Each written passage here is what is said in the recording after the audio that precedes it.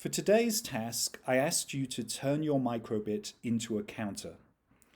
The idea was that every time a student took a step, they would shake the microbit, and that would count the number of steps that they had taken.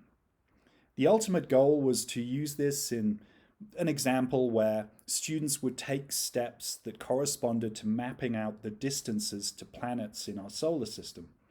But you could use this in any class plan where a student needed to measure distances or really needed to move at all. The first, simplest part of the task was simply to set up sort of an automation where the students would take a step, shake the device, and then the device would display how many steps they'd taken. Here's the solution to that part of the problem. It resembles very closely the counter example that I gave you at the start of this tutorial. So, when you begin your computer program, you have to have a variable. I've chosen the name steps, and you have to set it to 0.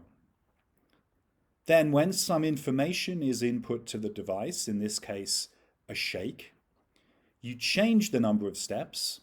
You perhaps just used the option of change steps by 1, but I decided to explicitly add 1 to the number of steps. Either will work. And then you display the number of steps on every shake. So let's see how this works in the emulator. Student is walking along, they shake the device, and it changes the number. It's easier in the emulator just to press shake, but you can see that on every step they take, the number of steps will be displayed. I gave you a number of stretch additional goals for this project. One was, if you were using the example of students taking numbers of steps that mapped out corresponded to the distances of planets in our solar system, to display when they'd reached certain planets. So to do that, I need some additional variables, which I've set here. I know I only asked you to use Jupiter, Saturn, and Pluto, but I've added Uranus and Neptune just because as an astronomer I feel bad leaving them out the solar system. So here are some preset distances in variables that could be used. And now when the students reach those numbers, when the number of steps corresponds to 5 for Jupiter or corresponds to 9 for Saturn, I want to show an additional message on the screen. So instead of just show number steps all the time, let's get rid of that. If the certain number of steps is Jupiter, then we're going to show the string Jupiter. If it's Saturn, we're going to show the string Saturn. And if the steps corresponds to Pluto, so if steps is 40, then we're going to show the string Pluto. Finally, as an additional stretch goal, I said to you, well, let's actually only show the number of steps when a button is pressed. If button A is pressed, show the number of steps that the students have taken. If button B is pressed, show the number of steps corresponding to each step being 93 million miles, which is the distance of the Earth from the Sun. So in this example, the Earth would have been 1 step. So let's try and see how this works.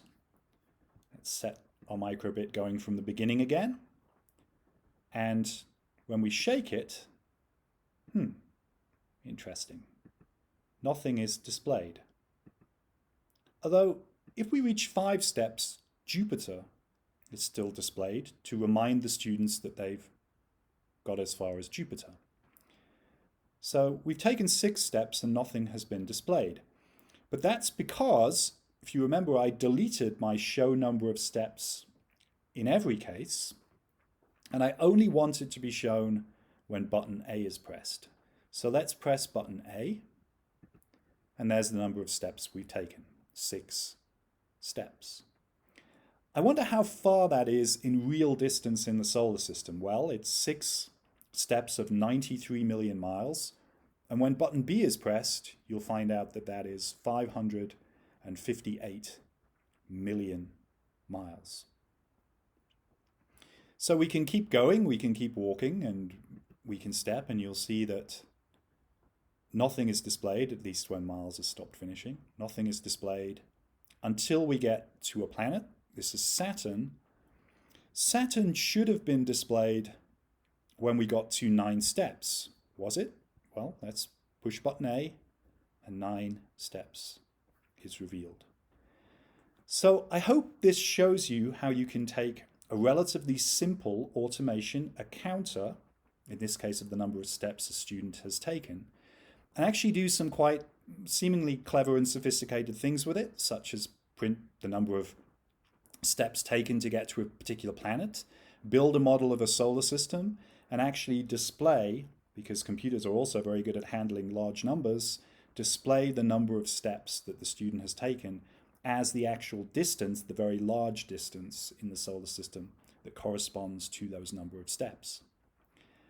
Again, although this might be a fun task to do in a science class, the point of this was not necessarily to illustrate the solar system example.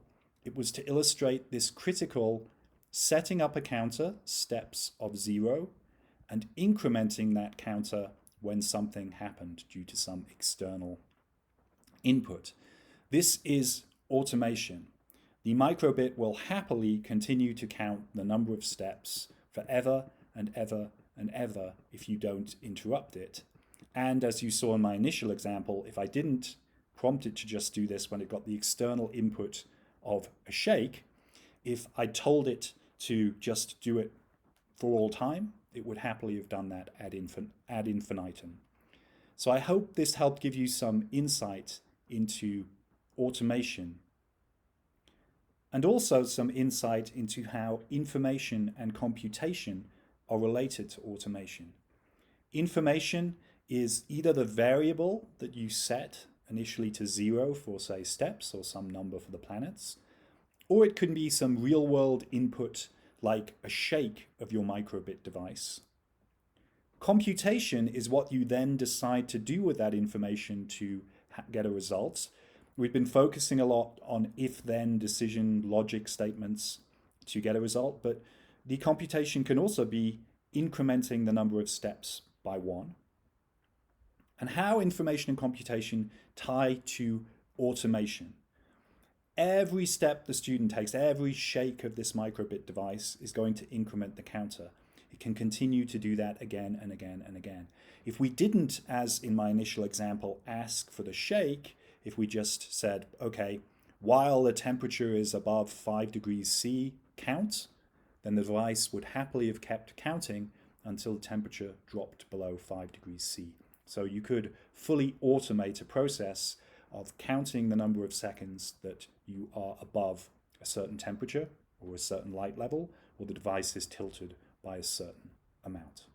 So again, information, computation, and today, adding automation.